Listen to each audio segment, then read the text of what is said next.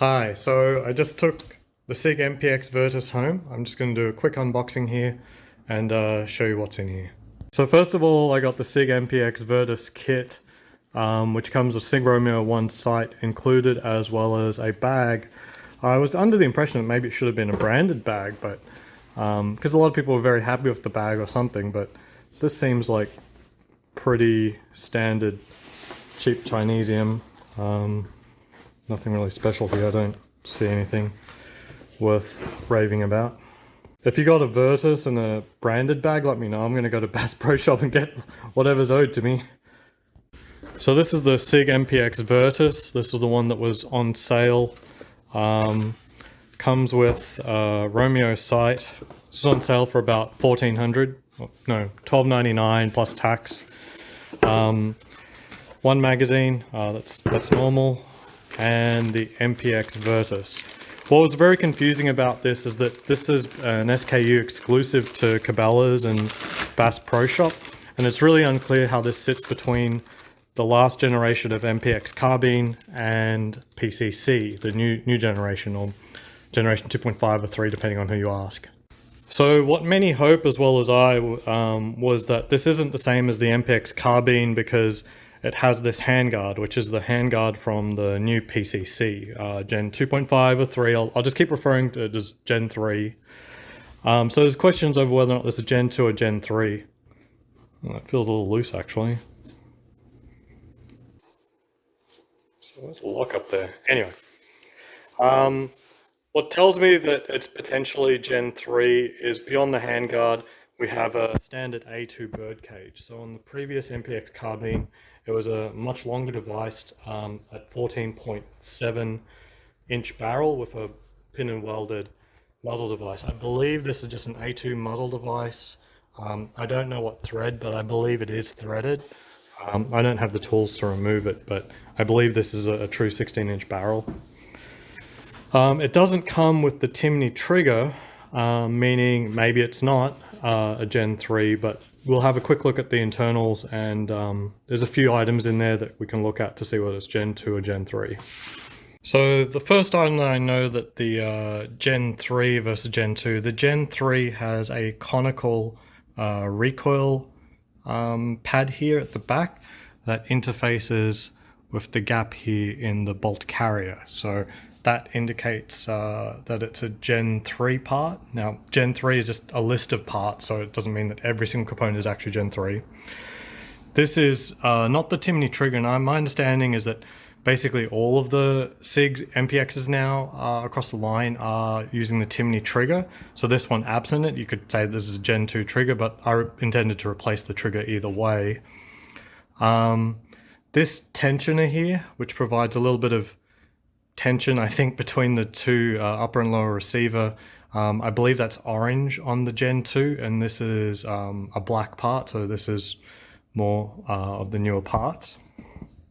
On the carrier itself, this the recoil springs and the bolt carrier group.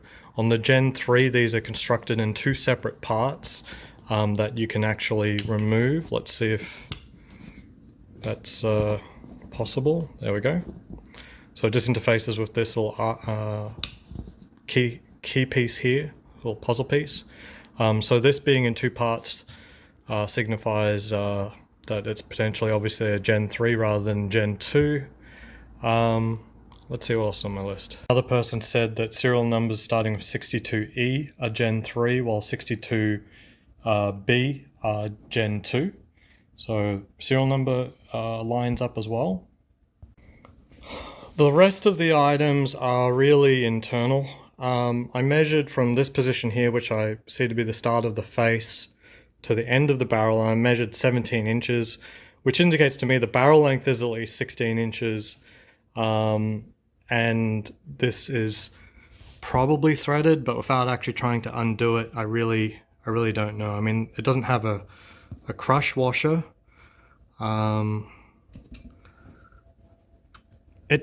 Yeah, I really don't know if this is on there permanently or not. I'll let you know on a follow-up. I'm not planning on removing it anytime soon, so I can't promise when that'll be. The other part that I also can't check is that the gas port sizes from Gen 1, Gen 2 to Gen 3 did change. I can't check that. Apparently the gas plug is stainless steel on a Gen 3, but I think I have to undo this to be able to check. But basically everything so far checks out that it's a Gen 3, and the Gen 3 isn't really quote unquote a real thing in terms of it's not literally a separate version, it's just meaning the current generation of parts. So I don't think this is constructed just using old parts. So this ends up being pretty decent value on sale. So this was $1,200 with a Romeo 5 sight, which is about $100. Fortunately, I already have one of these spare. I really didn't need another one. But it basically ends up being a PCC. You're missing a muzzle device, the Timney trigger, and it's got this PDW style stock instead of the folding stock. Interestingly enough, this is a much more expensive stock than the folding stock. But either way, I'm going to upgrade this to a TTI M4 tube adapter and then get a Magpul stock on there. But this part alone sells for $250, while the PCC stock I think is closer to $125 or something like that. It's a lot cheaper. So you do get a lot of value out of this. But that being said, the PCC out of the box is a much more capable gun. But with the money left over from saving money on this, difference is about $400. Maybe you can sell off the site, giving you about $500 a budget. You absolutely have to replace the trigger. So this feels mostly like a mil-spec trigger, single stage. Internally, it doesn't look like a mil-spec trigger, but holy cow, is it terrible. Okay, pulling. I'm not joking. I'd say this is somewhere above 15 pounds, like 17, 18 pounds. It wouldn't surprise me if it was 20. This is easily the worst trigger I have ever seen in a gun. It's crisp, it's very mil-spec-y, but holy cow, the pull weight's just horrendous. So you do need to replace that immediately. So use some of the money saved to do that. I normally have to end up replacing all grips on new guns with the Magpul K2s, but this looks like a nice sort of compromise. It's got a nice swell here, but it does have a more aggressive grip angle, so I like that a lot. I find this to be really uncomfortable, so this is coming off immediately, like I said. Especially if you try to charge the handle on this, like you're immediately getting interfered with the stock, so this is really not good. The handguard is only held in place by a rail here, points there, but then it's actually only held in place by a little detent here. So it seems to have just a little bit of play. I'm not used to having a little bit of play in a handguard, so maybe I'll talk to a few people and end up forking out for that Isla Gunworks carbon fiber handguard. Apart from that, out of the box, this is very dry.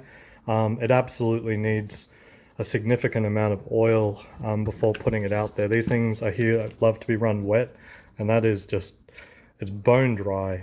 So do not take this out of the box and start shooting it. You'll start putting wear on it just for no real reason. Next time you see this, it'll be significantly different. Until next time, see you around.